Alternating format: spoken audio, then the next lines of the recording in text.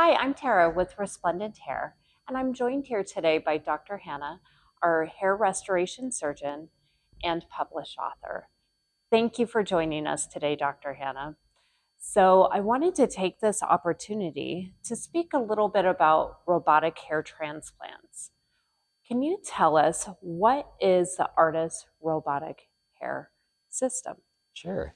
So the Artas IXI robot, which we are very fortunate enough to have in our clinic, is part of one of the most advanced, minimally invasive, robotic, micron level accurate, binocular stereoscopic surgical tools that we can use to assist the operator, myself or chief surgeon, in conducting hair transplant surgery.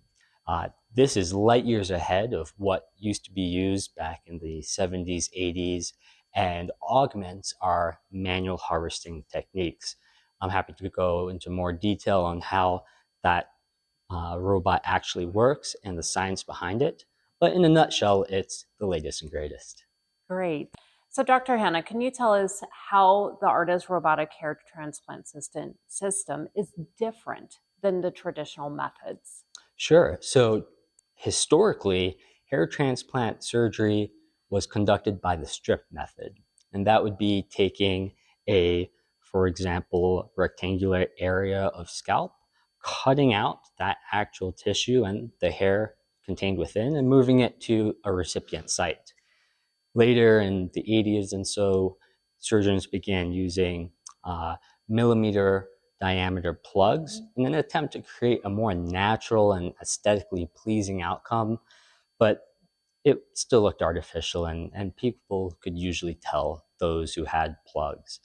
Um, in the modern era and with the advancements thanks to Artis IXI, we're able to actually harvest and move individual follicular units or hairs and at a micron, meaning one hair level of accuracy, actually implant a minimally invasive, very natural looking hairline.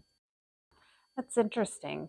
Um, can you tell us what happens during the procedure? Yeah, of course. So the day of procedure, our patients typically arrive around 7 o'clock in the morning. Um, I already have the anesthesia prepped, and our patients already have one, their lunch order in, two, the medications they need for anesthesia orally with them, and three, an agreement on the hairline design and plan and all of the things we talked about in the consultation. Mhm. Um, Mhm. After reviewing, confirming the consent and the plan, we administer anesthesia, which is minimal and something we call light sedation. So the patient's actually conscious. They're, for example, not with an IV line and intubated or anything like that. Patient is able to have a conversation, watch a movie on their phone while we begin the harvesting typically around 8 o'clock and continue until lunch. Harvesting finishes up around noon or so, and our patient has the VIP lunch experience. And we resume with the implantation in the afternoon. Mm. So, the question everybody's going to ask, is it painful? So it would be if I didn't administer anesthesia.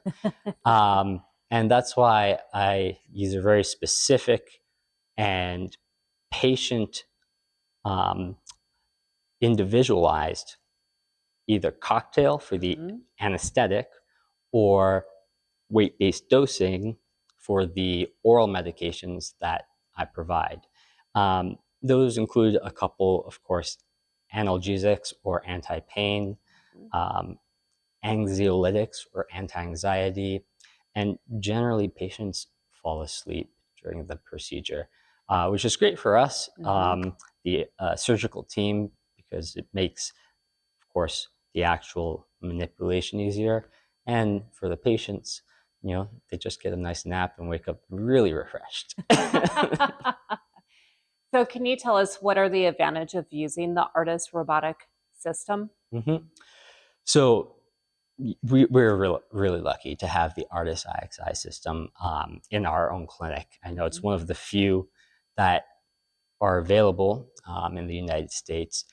And this is one of the very few advanced machines that allows the operator or surgeon, myself, to, for example, you select a 1 by 1 centimeter grid for a harvested area, specify for this specific patient what density of harvesting is the maximum safe and will still produce or leave a cosmetically pleasing back. And third, randomize the areas of extraction so that there's absolutely no artificial look to it.